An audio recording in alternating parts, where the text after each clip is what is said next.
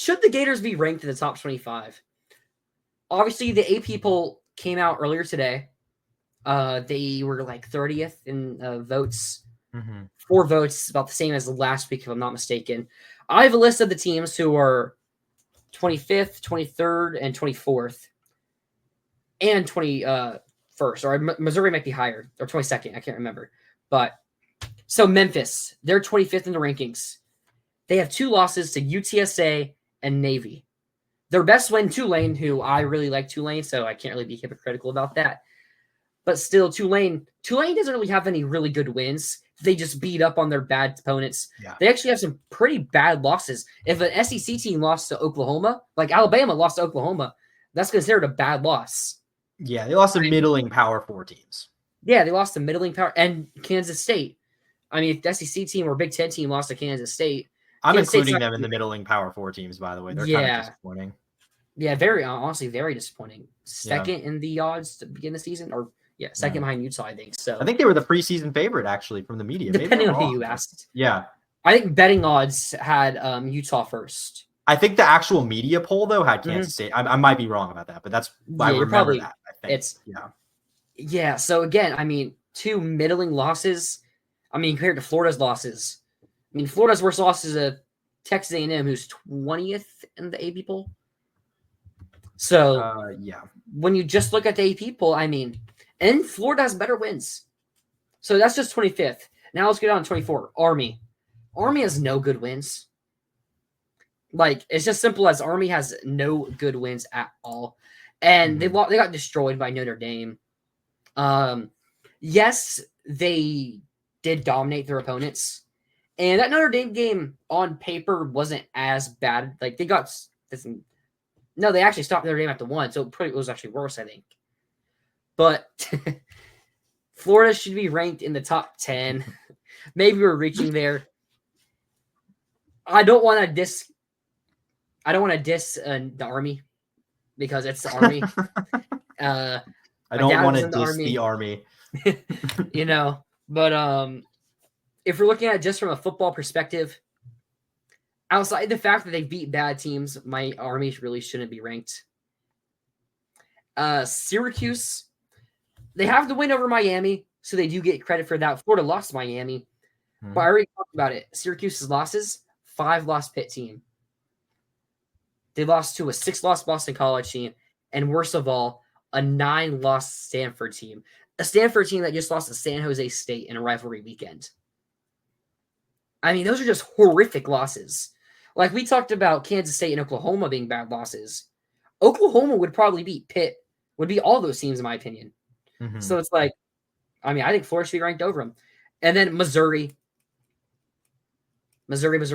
Anytime they play someone good, they struggle. Shut out by Alabama. 3 points against Texas A&M. And then that loss to South Carolina actually was close. So I'll give them that. But their best win is Arkansas, where it was in the snow and they won it on a last-second play.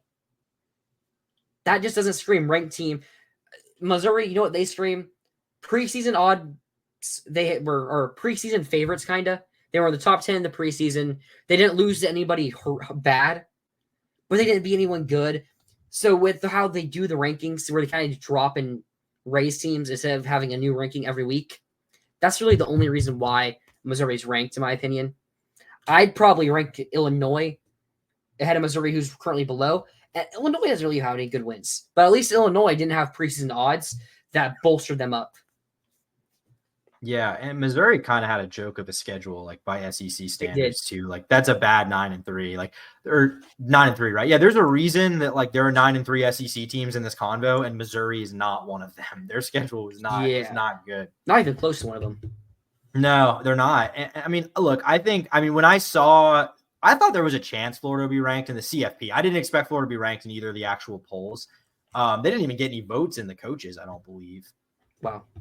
Yeah, I know. The fact when I saw no 8-4 teams make the top 25, I was like, okay, it's probably not going to happen for the Gators, because I think there's plenty of arguments to be made to put the Gators over a team that's like one game better than them, given the schedule. I mean, all the losses are teams ranked in the top 20 or something like that, or like they don't have any bad losses and a couple now nice wins. Exactly.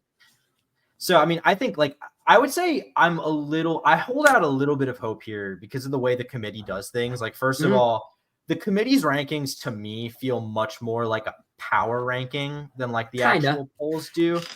And yeah. And also I think the committee is way more so than the polls willing to take into account how you're playing at any given moment in time. Gus doesn't have a winning record. The losing rolls, I like it. I mean, it is weird. We've already talked about it a little bit, but like I don't want to get too distracted. But it is kind of weird that like Norvell is just staking his entire future at Florida State in kind of a washed Gus Malzahn. I don't know. Yeah, I'm gonna get on to my last point.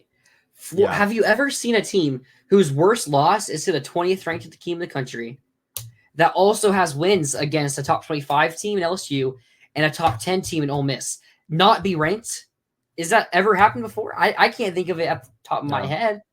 I mean, even at Auburn, who back in 2017 or 2018, it was 2017, because I was UCF year. So back in 2017, Auburn, they were a 2-loss team and they were first ranked in the college football playoff poll, ahead of the undefeated and 1-loss teams in the SEC.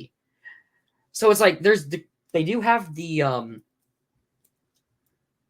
there is the evidence in the past to say you have 2 more losses, but you also have 2 better wins than probably anybody else in the country.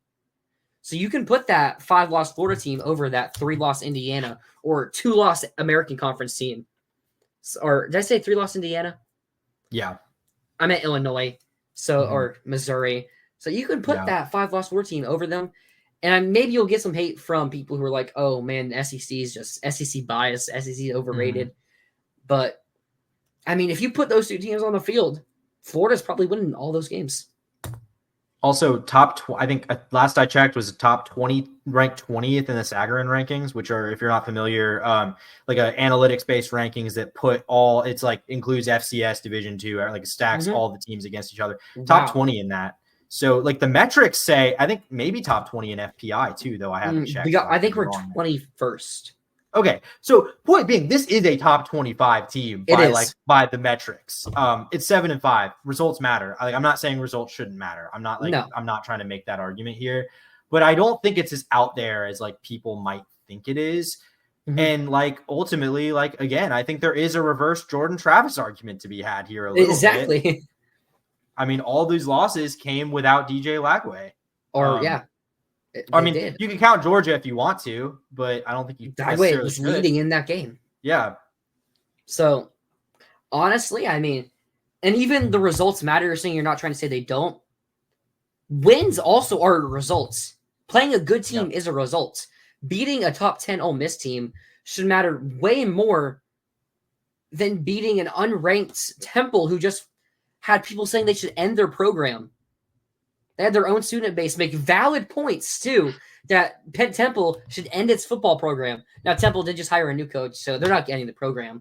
But still, they made valid points that Temple should end the program, but you're getting a team ranked because of wins like Temple, UAB. I mean, I'm not trying to – I don't want to diss on the Army still, but like – and Memphis is the same way.